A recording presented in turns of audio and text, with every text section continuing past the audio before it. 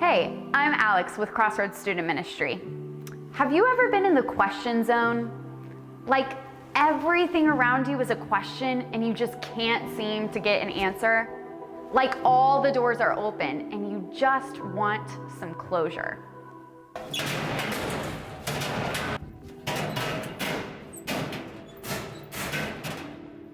See? Closure. But that's not how the question zone works. Even though you want closure, everything is open. In the question zone, it can be dark. And you feel surrounded by pain, confusion, messiness, uncertainty, and questions. Some of us spend a lot of time in the question zone.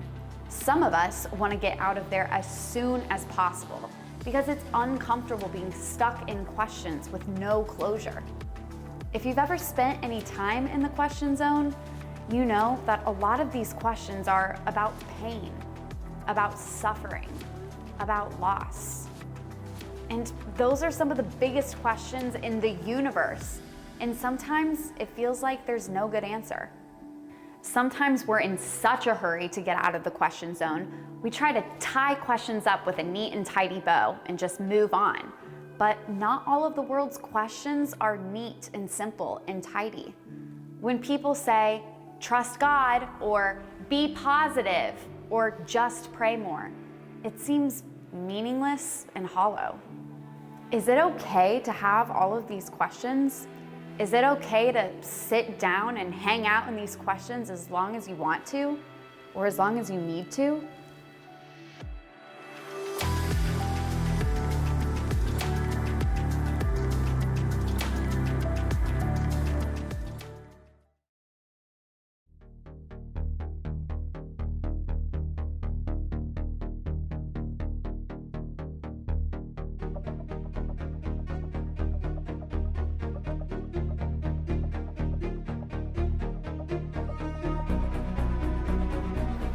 Why is it so hard to make up my mind? What's the deal with COVID? What do I need to do to be an influencer? How do I get famous on TikTok? Why did my great-grandpa get cancer? He didn't deserve it. Why do good things happen to bad people and bad things happen to good people? How do I pick the right college? How do I get people to like me? Who should I follow? What kind of stuff should I be posting? What's an e-boy? Do I have to go to college? Why can't people always cooperate with each other? Will I ever see Lorraine again? Do I fit in? Why is it so hard to make friends? What's a sea shanty? What is cottagecore? Why won't my crush text me back? Why are people so dramatic sometimes? I have a friend who's into sea shanties. What should I do? What does it look like to be perfect? Where is God when you don't see any hope? What does a normal life look like? Why can't the world be in peace? Who can I trust? Why is there so much pain and hate in the world? Hi, my name is Job. You can't see me, probably because I died a pretty long time ago. But when I was alive, I spent a lot of time asking questions, especially to God. I'm pretty much a question-asking expert. Why is that? Well, a lot of bad things happened to me, and pretty suddenly too. For a long time, I was actually really successful. I was married, I had a family, I had a lot of money. Pretty much everything people dream of having, I had it. Then one day, all just disappeared. So how'd you feel about that? Well, I felt confused. I felt abandoned. I felt angry. I mean, one day, I'm living the good life. It really seemed like God was taking care of me. The next moment, I felt completely alone. My family died. I lost everything I'd worked for. I was crushed. I didn't just have some questions. I felt like my whole world became questions. So what did you do with those questions? I did the only thing I felt I could do. I just kept asking them. I begged God for answers. I demanded answers.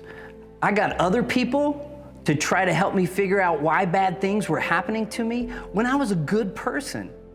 But every single theory, they all had flaws. So did you get answers? Well, yes and no.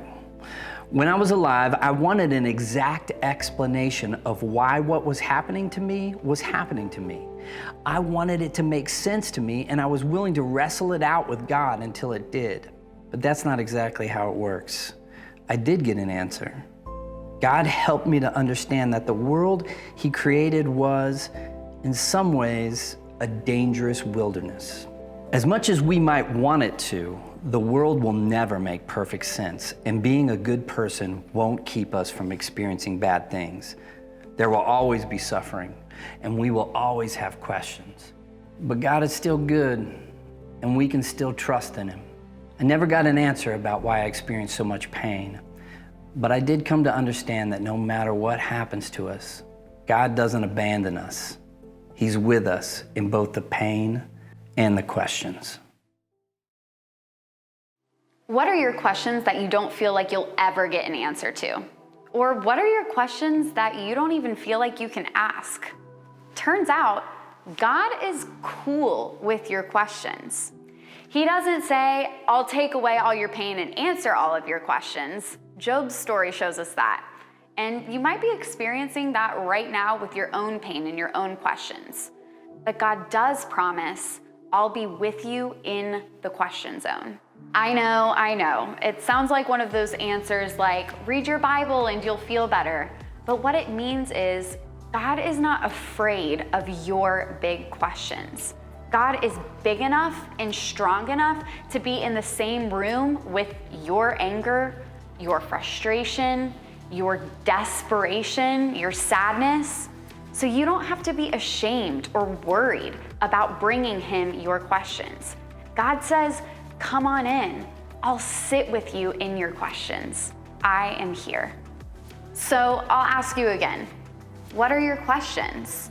You may not get the opportunity to sit in an abandoned locker room with a projector shining in your face, but don't be so quick to leave the question zone.